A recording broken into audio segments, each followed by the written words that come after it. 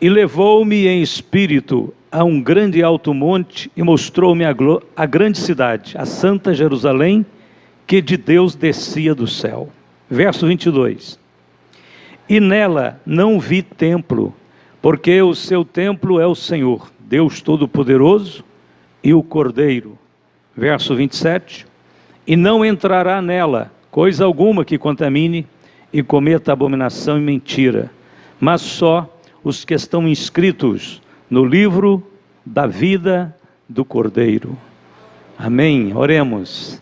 Eterno Pai Celestial, em nome de Jesus, nos colocamos diante do Senhor para ouvir Tua palavra. Rogamos a bênção do Senhor sobre todos os nossos irmãos, que hoje o Senhor fale pessoalmente ao nosso coração. Te pedimos em nome de Jesus. Amém. Podeis sentar. No início das Assembleias de Deus no Brasil, anos 1911, os pregadores pentecostais, movidos pelo poder do Espírito Santo, sentiram na responsabilidade de espalhar o Evangelho em nossa nação para todos os recantos. Então era um motivo de desafio, de honra e de missão. Levar o Evangelho a todas as cidades, plantando igrejas, construindo templos e deixando estabelecido em nossa pátria a palavra de Deus. E pelo que eu saiba hoje, em pleno ano 2022, não consta que haja nenhuma cidade no Brasil que não tenha igreja. Inclusive não só cidades, mas vilarejos, recantos isolados, ribeirinhos, lugares mais remotos do Brasil. Consta que os templos das Assembleias de Deus estão presentes em todos os lugares. Em todos os lugares. Os templos e as denominações cristãs estão por toda parte. Estou falando da realidade do Brasil, mas estão em todo o mundo. Com raríssimas exceções de alguns países comunistas que ainda são fechados integralmente para o Evangelho, e também outros países islâmicos também fechados. A maioria dos países do mundo inteiro aceitam alegremente os templos, as casas de oração que representam o cristianismo.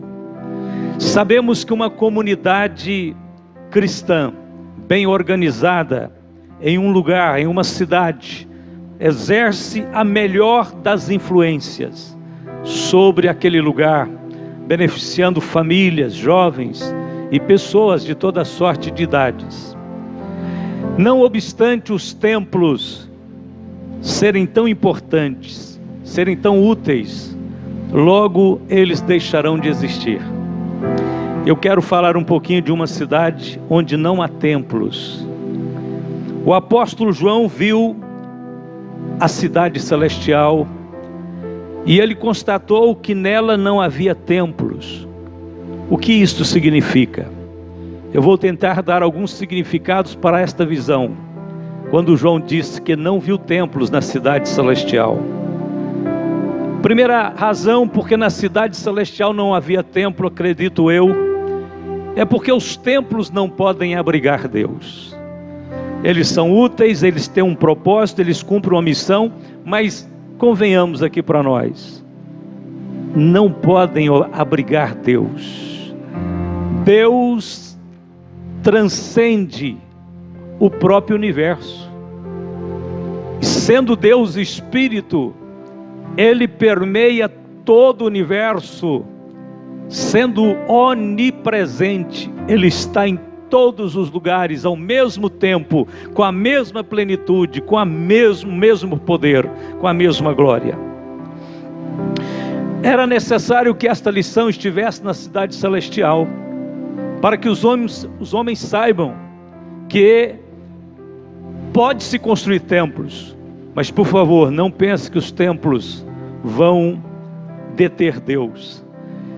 Não significa que quem faz um templo agora detém o monopólio da fé, ou da religião, ou da salvação, ou da verdade. Absolutamente, o Deus que nós cremos e pregamos é um Deus que transcende tempo e espaço, é um Deus que enche céus e terra. Quando Salomão construiu o grande templo de Jerusalém, ele reconheceu humildemente que Deus não cabia lá dentro. Em 2 Crônicas, capítulo 6, verso 18, Salomão disse, no dia da consagração do templo: mas verdadeiramente habitará Deus com os homens na terra? Eis que o céu e o céu dos céus não te podem conter, quanto menos esta casa que tenho edificado. Que sabedoria imensa de Salomão. Ele disse: eu vou fazer um templo muito lindo, eu vou fazer um lugar de adoração, um santuário. Mas no dia da inauguração daquele santuário, ele disse: essa casa jamais podem conter Deus, jamais pode abrigar Deus, porque Deus transcende tudo quanto o homem pode fazer. Paulo, quando estava pregando na cidade de Atenas, a grande Atenas dos filósofos gregos, Paulo disse: o Deus que fez o mundo e tudo que nele há, sendo o Senhor do céu e da terra, não habita em templos feitos por mãos de homens. Não habita, nem tampouco é servido por mãos de homens, como que necessitando de alguma coisa, pois Ele mesmo é quem dá a todos a vida, a respiração e todas as coisas. Para que buscassem ao Senhor, se porventura tateando o pudessem achar, ainda que não está longe de cada um de nós. E aí Paulo conclui este pensamento dizendo: porque nele, em Deus, vivemos, nos movemos e existimos. Imagine os irmãos, aonde o homem poderá se ocultar de Deus, porque nele vivemos, nele movemos, nele existimos. Você não tem como escapar de Deus. Deus é a mesma coisa que fosse o oxigênio que circunda você agora, é a mesma coisa que fosse essa luz que permeia esse ambiente. Ele está em todos os lugares, e a sua influência sobre toda a criação é visível, é forte, é constante. Muitas pessoas visitam lugares, santuários sagrados, santos do islamismo, mesmo do cristianismo. Vão em lugares como, vamos dizer, o Vaticano, lugares super conceituados em termos de religiosidade. E as pessoas vão ali, passam ali um dia ou algumas horas, e depois eles vão afastando daquele santuário, e como querendo dizer: Deus, até mais, próximo ano eu volto para ver o Senhor novamente, estou indo embora, olha, mas com certeza farei outra peregrinação a este local santo, né? Lá em Meca, na Arábia Saudita, os muçulmanos têm a obrigação, o dever de fazer pelo menos uma peregrinação a Meca, pelo menos uma vez na vida. Se morarem muito longe, tem que pelo menos uma vez na vida. Então as pessoas parecem que pensam assim, às vezes imaginam assim: ó Deus, eu vim até onde o Senhor está, mas agora estou indo embora. Deus, até logo, até mais. Irmãos, Paulo disse: nele vivemos, nele existimos, nele movemos. Não, os lugares sagrados podem servir por alguns propósitos, mas o Deus que nós servimos é um Deus que enche todas as coisas. A primeira grande lição então desta cidade que não tem templos é que de fato Deus é maior do que os templos, é maior do que as cidades, do que os continentes, do que o universo.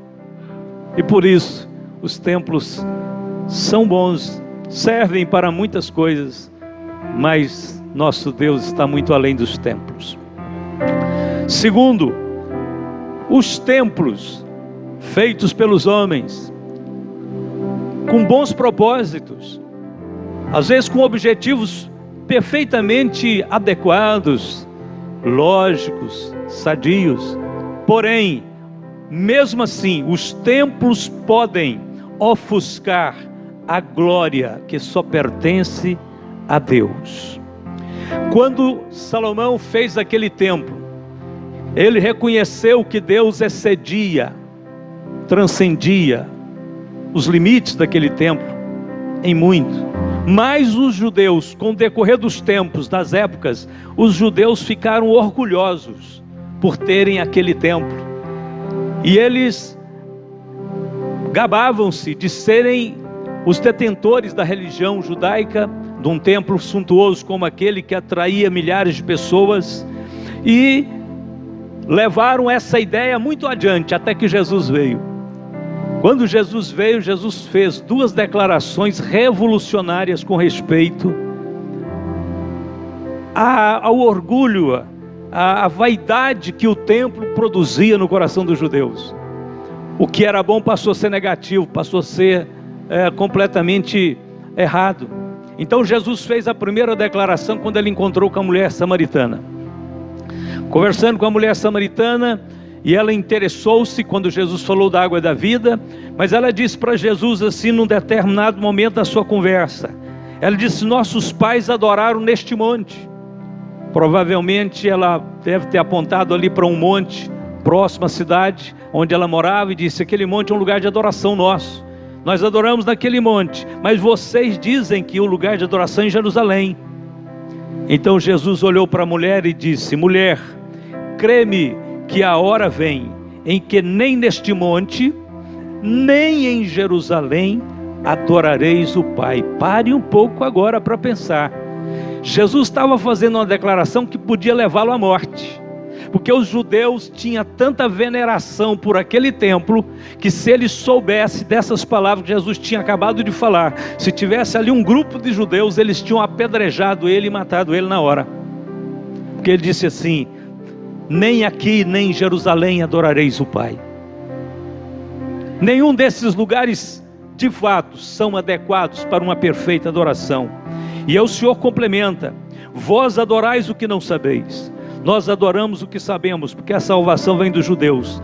Mas a hora vem, e agora é, ou seja, já chegou esta hora, em que os verdadeiros adoradores adorarão o Pai em espírito e em verdade, porque o Pai procura tais que assim o adorem.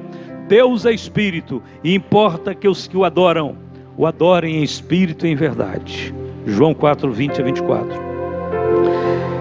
A segunda conversa que Jesus teve, essa foi revolucionária, acho que vocês entenderam. Quando ele desmontou o templo de Jerusalém, disse: não é lá que se adora o Pai, é diferente do que vocês pensam.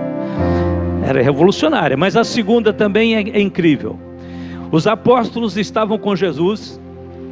Jesus já estava no meio para frente do seu ministério, já aproximando então das partes onde ele iria à cruz. E eles foram ao templo. Jesus entrou nesse templo. Esse templo não era o templo original de Salomão, bem entendido. Já era o segundo templo que foi construído por Zorobabel. E este templo estava sendo reformado, estava lindo demais. Já tinha 46 anos que eles estavam trabalhando nesse templo. Herodes, governador romano, que governava para Roma a favor ali de Israel, em Israel, estava investindo muito dinheiro para agradar os judeus. Então, mármore brilhante, coisas lindas, já estavam prontas, estava na fase de acabamento.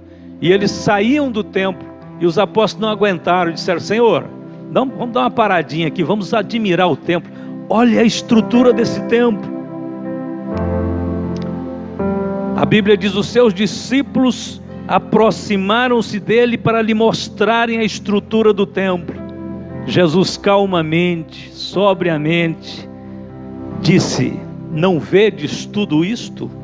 Em verdade vos digo que não ficará aqui pedra sobre pedra que não seja derribada. O que um judeu queria ouvir naquela hora? É lindo demais, é o mais lindo de todos os templos da terra, é uma das maravilhas do mundo.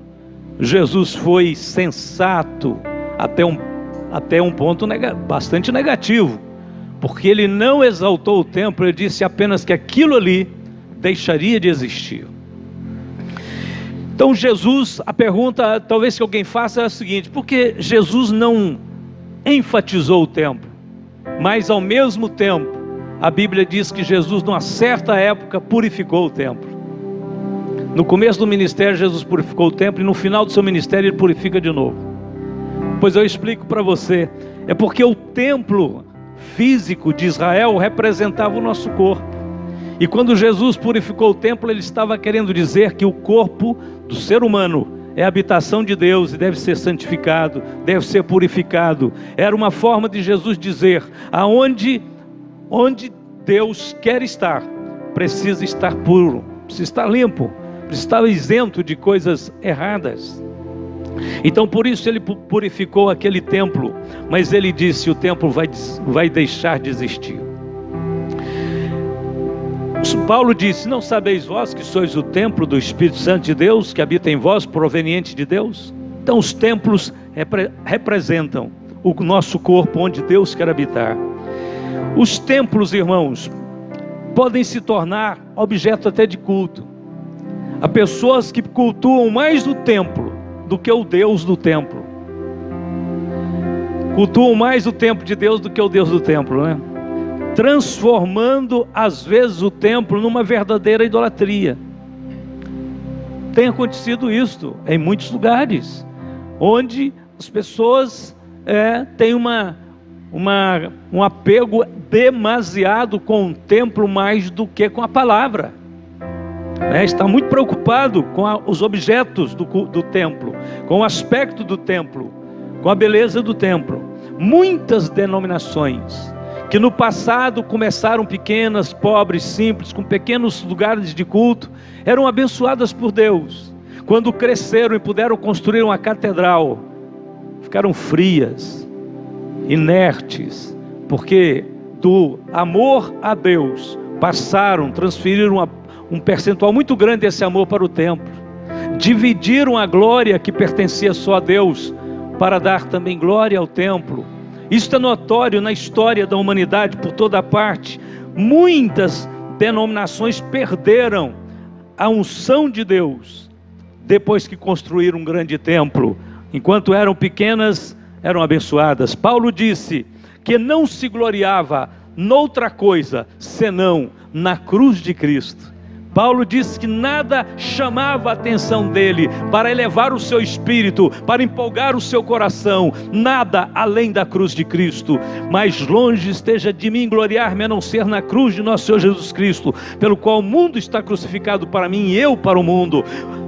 Até porque Jesus Cristo, que estabeleceu o cristianismo no mundo, este caminho que leva a Deus, disse que nós não devemos construir tesouros na terra, que nós não devemos estabelecer tesouros na terra. E os maiores homens de Deus, mesmo sendo homens, viveram neste mundo como peregrinos e não como moradores permanentes deste mundo.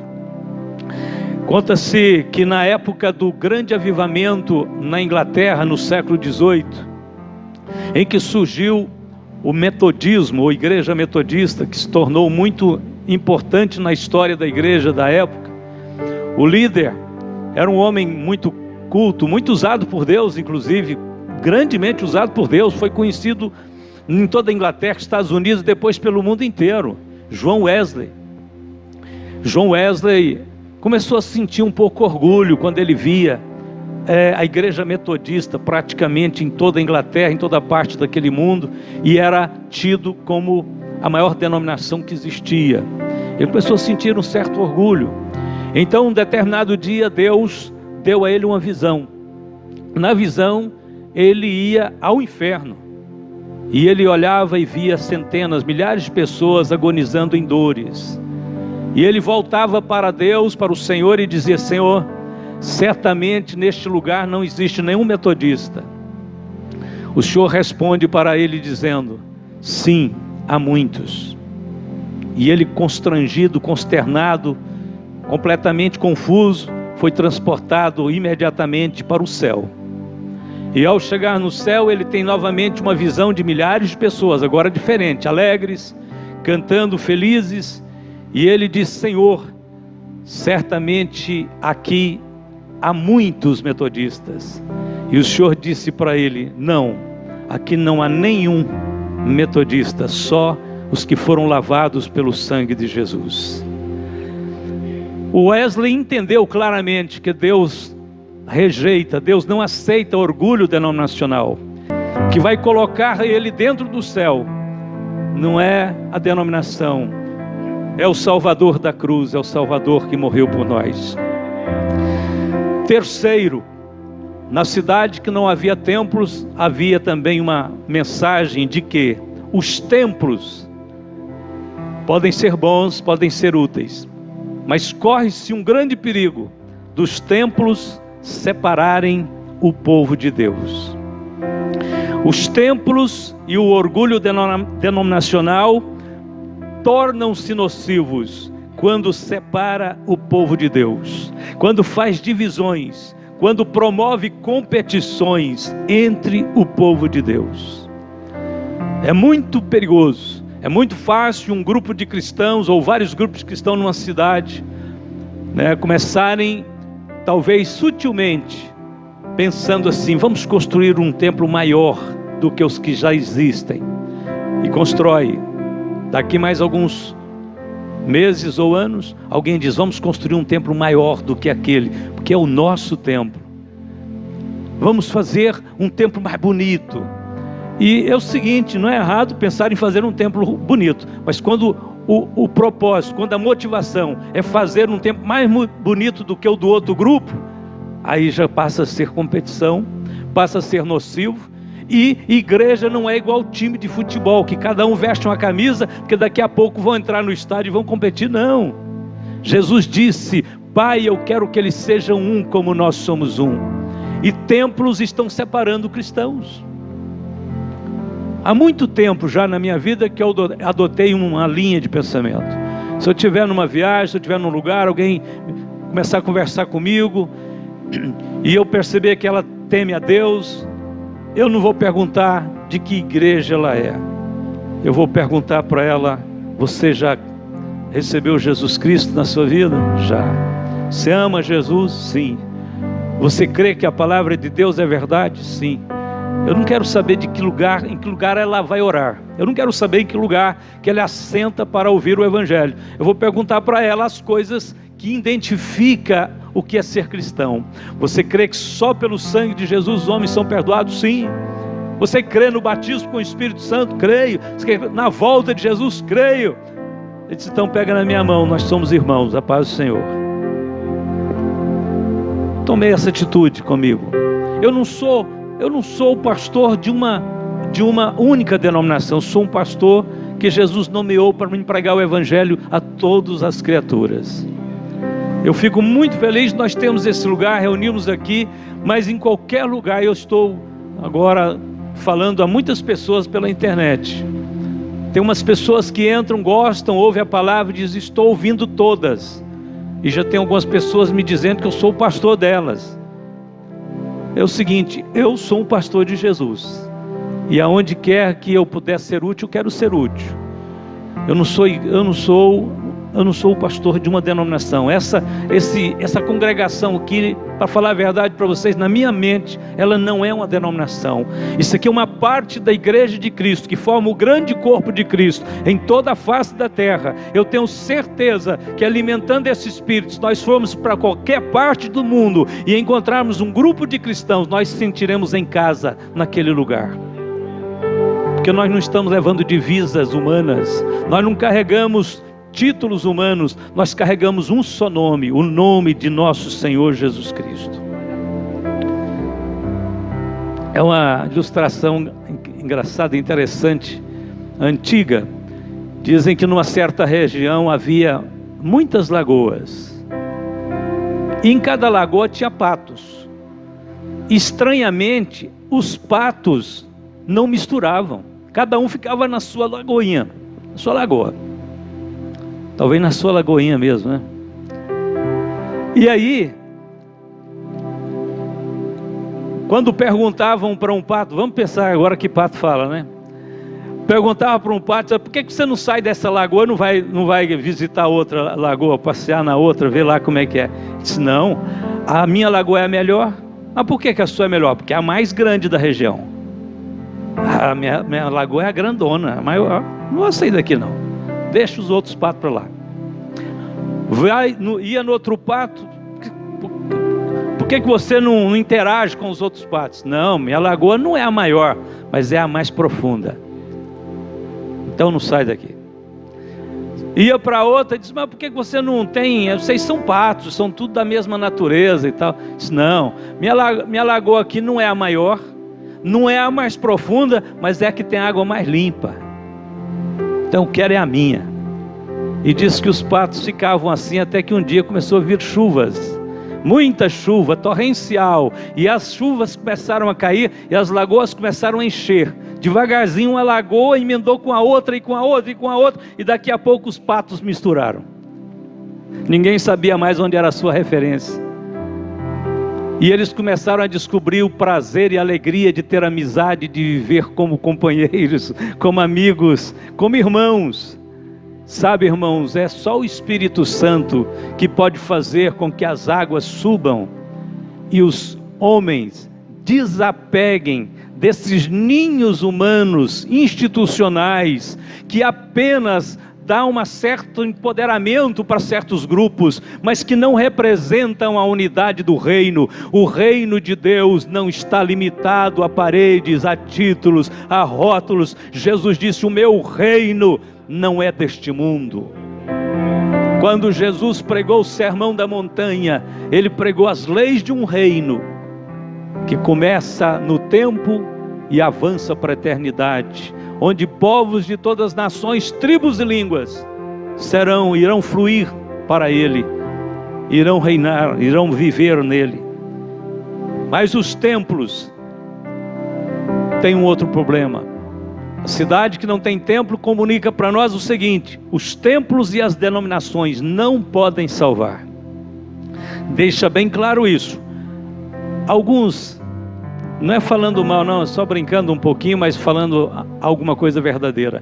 Dizem que os batistas, você sabe que talvez uma das denominações mais bem organizadas que tem no Brasil, aliás no mundo, são os batistas. E por conta disso, os batistas são notoriamente um pouco orgulhosos, né? São assim um pouco meio separados dos outros. Embora eu tenha amigo batista, pessoas que a gente se entendem muito bem, tem boa comunhão. Mas os batistas então, desde o início desse movimento batista, começou lá atrás, há muitos séculos atrás, eles dizem que são batistas porque João era batista. E eles têm razão, João realmente era batista, né? João Batista era o batizador. Mas você sabe de uma coisa, isso ainda não justifica o orgulho deles, porque o João Batista, que eles dizem ser uma espécie de extensão dele na terra, João Batista, quando Jesus chegou, ele transferiu todos os discípulos dele para Cristo. Então todos os batistas se tornaram cristãos. Você pode ser cristão sem ser batista. Com certeza na ideologia que nós temos, que as denominações têm e que eles mesmos têm, não se pode ser batista sem ser cristão, mas pode ser cristão sem ser batista. Em outras palavras, a Igreja Batista é só mais uma denominação que os homens estabeleceram. O reino de Deus extrapola todos e qualquer limite que existe das organizações humanas. O Senhor está trabalhando em toda parte do mundo, das formas mais diversificadas possíveis. Quando Paulo se tornou aquele grande pregador no primeiro século, a pergunta que vem é o seguinte: qual era a denominação de Paulo? Era metodista, presbiteriano, assembleiano, batista? Não, Paulo não era batista não, porque ele chegou lá em Éfeso, tinha um grupo de crente batista, ele desmantelou tudo, fez tudo pentecostal. Ele só conhecia o batismo de João. Paulo disse, não, acabou. Vocês agora têm que ser pentecostal, vão receber o batismo com o Espírito Santo, todo mundo agora. Então, Paulo era de qual denominação? Irmãos, a Bíblia diz que quando Paulo conhece a Cristo, tem um encontro com Jesus lá na estrada de Damasco, a Bíblia diz que Ananias vai orar por Paulo. Deus manda Ananias orar por Paulo, ali na casa que ele estava, na rua direita em Damasco. Quando Ananias chega ali, Ananias começa dizendo: o Deus de nossos pais de antemão te designou para que conheças a sua vontade e vejas aquele justo e ouças a voz da sua boca, porque hás de ser sua testemunha para com todos os homens do que tens visto e ouvido. E aí Ananias vira para Saulo ainda, né? Depois que vai ser chamado Paulo, e diz: e agora, por que te detens? Levanta-te e batiza-te, e lava os teus pecados, invocando o nome do Senhor. Esta era a denominação de Paulo. Ele servia ao Senhor Jesus. Ele invocou o nome de quem? Denominação A, B, de João Batista, dos profetas? Não, ele invocou o nome do Senhor. Todos os homens e mulheres que são salvos, só são salvos porque invocaram o nome do Senhor. Não adianta invocar o nome da denominação A, da denominação B, do Vaticano, dos pastores famosos. Não faça essa loucura. Invoque o nome daquele que salva, perdoa e enche do Espírito Santo, invocando o nome do Senhor. Depois Paulo diz: por causa disso me ponho de joelhos perante o Pai de nosso Senhor Jesus Cristo, do qual toda a família nos céus e na terra toma o nome. Sabe quando você toma este nome? Quando você invoca o nome do Senhor? Na realidade, na conversão, quando você converte, você nasce de novo. Você aceita Jesus, crê nele, você nasce de novo. Mas quando você vai para o batismo, para cumprir a primeira ordem de Cristo, ali você recebe a sua certidão de cidadão dos céus. Ali você recebe a certificação de que você de fato crê nele, sem duvidar, e o confessa diante dos homens. Então por isso que Paulo fala que nós tomamos o nome de Jesus. Onde tomamos? Quando tomamos? Quando nós recebemos o batismo. Jesus disse que nós somos batizados em nome do Pai, do Filho e do Espírito Santo. Então tomamos o nome que salva, o nome que liberta, o nome que transforma. Em nenhum outro há salvação, porque também debaixo do céu nenhum outro nome há dado entre os homens, pelo qual devamos ser salvos. E a última razão, porque na cidade santa, celestial, não tem templos, é porque a cidade sem templos, aliás, na cidade sem templos, toda a vida é sagrada. Isso é uma grande mensagem. Deixa eu explicar rapidamente. Os homens colocaram o que é sagrado em um dia especial, ou no sábado ou no domingo. Pegaram o que é sagrado e tentaram colocá-lo em um lugar específico, confiná-lo naquele lugar específico, nos templos, e deram o controle daquilo que é sagrado para alguns homens especiais, que eles chamaram de sacerdotes a princípio, e depois isso pode ser extensivo a qualquer outro líder religioso que aparece por aí querendo ser o dono de Deus. Então os homens fizeram isso. Deus, porém, ensina com a visão da cidade sem templos que o propósito do Senhor foi que toda a vida fosse sagrada, não apenas um dia, não apenas um lugar, não apenas alguns homens, mas todos os homens, desde a hora que acorda até a hora que vai dormir, a vida inteira é sagrada.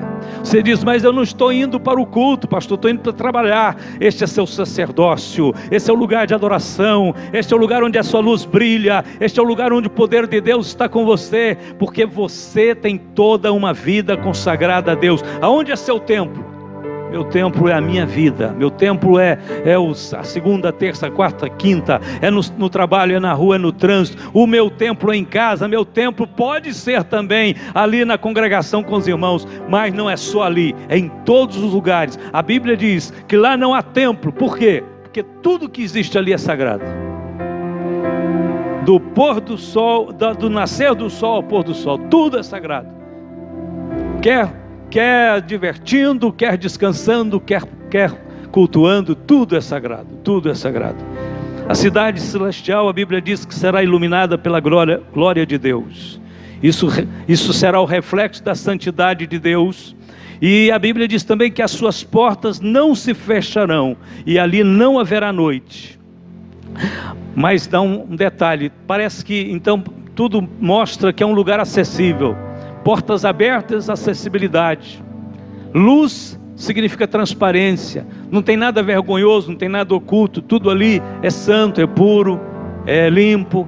Então a luz pode continuar acesa o tempo inteiro, porque a própria luz é o brilho da glória de Deus. Portas abertas, acesso, mas aí tem uma ressalva. o Espírito Santo diz assim: ali não entrará coisa alguma que contamine e cometa abominação e mentira, mas só os que estão inscritos no livro da vida do Cordeiro.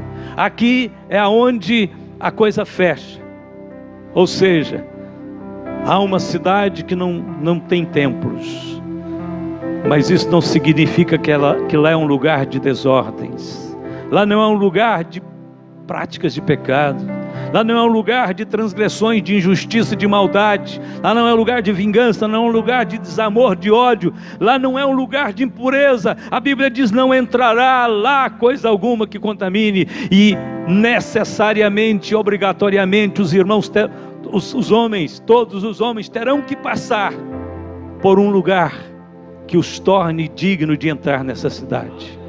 E segundo a revelação do Evangelho, o único lugar que você pode passar, e passando por ele você estará apto para entrar no céu, é quando você passa pela cruz, pelo Calvário, onde você chega e reconhece que é um pecador, e Jesus lava você com o sangue dele, limpa você das transgressões, da maldade, porque se você quer ser morador da cidade celestial, você tem que passar por esse lugar, porque quando você entrar por aquelas portas, tem que ter uma senha, é necessário ter uma senha para passar lá. A senha é o sangue. Só entra quem tem o sangue de Jesus na vida dele, tem que ter as vestes lavadas no sangue, tem que ser purificado pelo sangue. E assim nós concluímos essa palavra dizendo a todos os meus queridos irmãos: não é o caso de lá não ter templos. Lá, até o cheiro, até o sussurrar do vento, lá tudo vai exalar a presença e a glória de Deus. Então se prepare, vai até a cruz, renda seu fardo, deixe seu fardo aos pés de Cristo, suba ao monte do Calvário, encontre o seu Salvador. Ele é capaz de te tornar digno do reino dos céus, só Ele fará isso. Eu gostaria que todos abaixassem a sua cabeça por um instante. Querido Pai Celestial, nós adoramos o Seu nome, agradecendo a Ti, Senhor, por um lugar tão perfeito, por um lugar tão seleto, tão especial, que o Senhor tem preparado para aqueles que o amam. Obrigado, Senhor, porque nós temos nos voltado para Ti, porque o Teu Espírito nos levou até a cruz, e nós encontramos, Senhor, o alívio dos nossos fardos, e tivemos, Senhor, o perdão e a misericórdia do Senhor, tirando, Senhor, nossa condenação. Obrigado, Jesus. Queremos ser gratos a Ti eternamente, Te amar, Te servir, Te glorificar com alegria de todo o nosso coração. Obrigado, Senhor, porque Tu és o nosso templo, porque o Senhor é aquele que enche céus e terra, e porque toda a vida é sagrada na Tua presença. Te louvamos em nome de Jesus.